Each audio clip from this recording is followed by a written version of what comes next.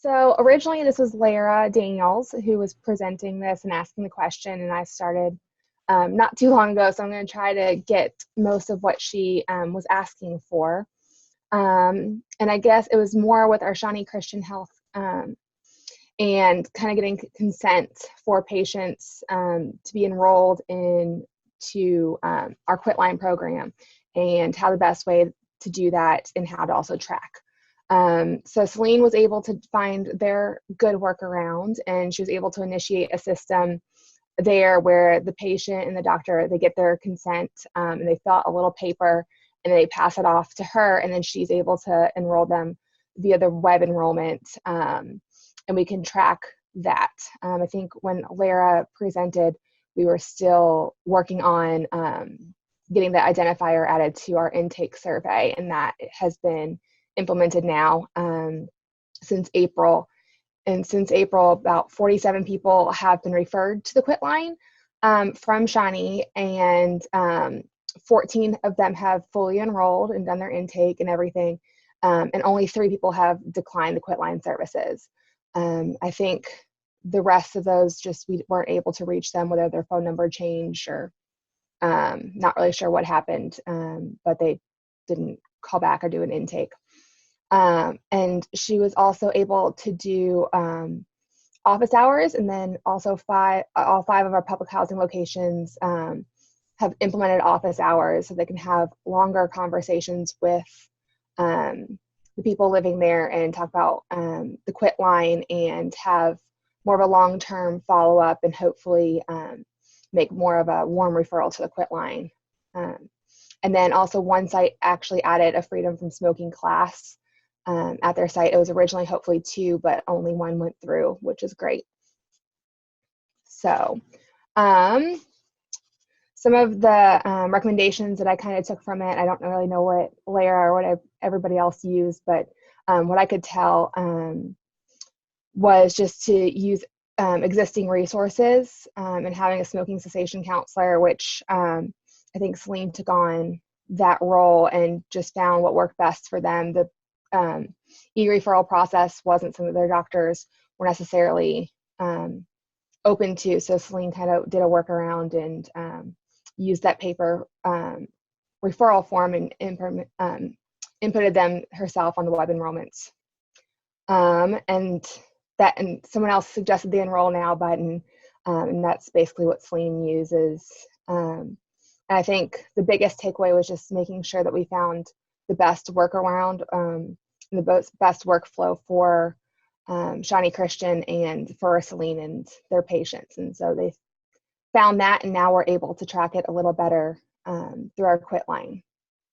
So, and then next steps and follow-up was really just being able to be connected as a group in Kentucky. We're really working together on several different projects and the Great American Smokeout, and just being able to have access to everyone's knowledge, especially being new for me, has been helpful. But just being connected through this project has opened new doors for us to collaborate and work as a team.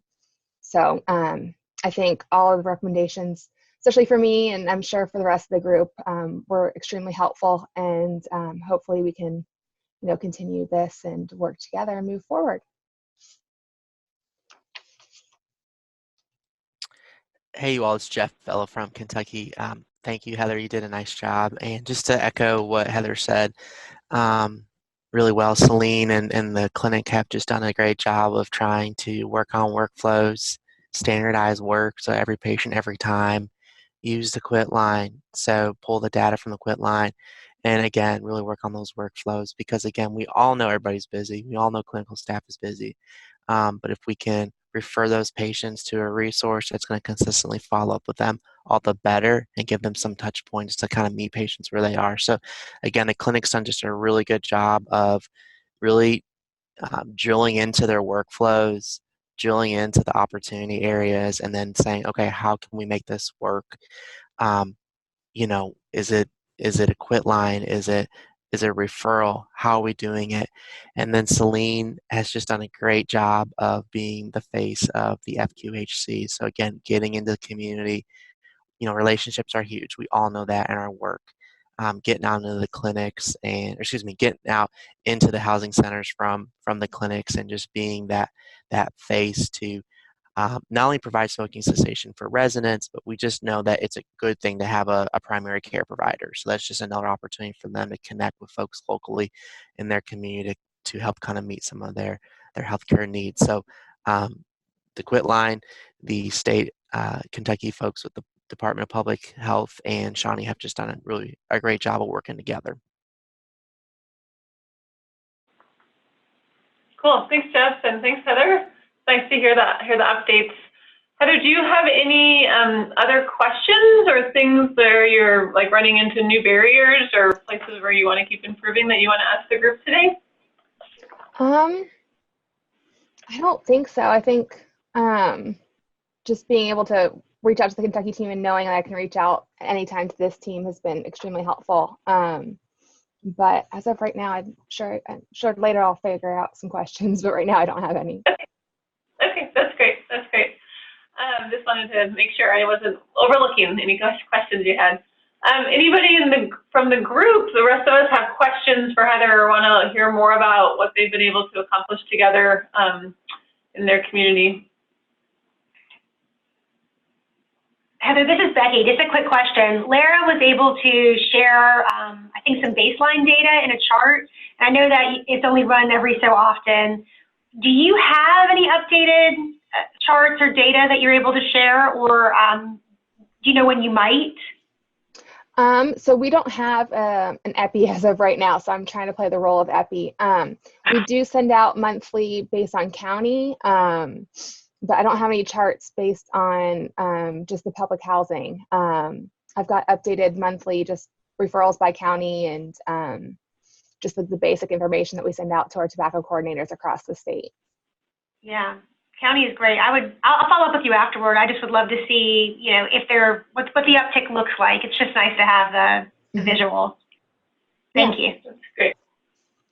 I love that. It's classic public health. You're just turned into an epidemiologist, you know, in your spare time. Yeah, I understand. That's great.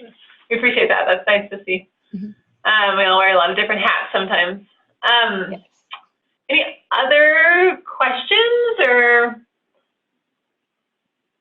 things you want to know more about what was successful in Kentucky and how they were able to move forward? Hi, this is Bob Burns. I don't know if you can hear me. We can. Yep. Okay.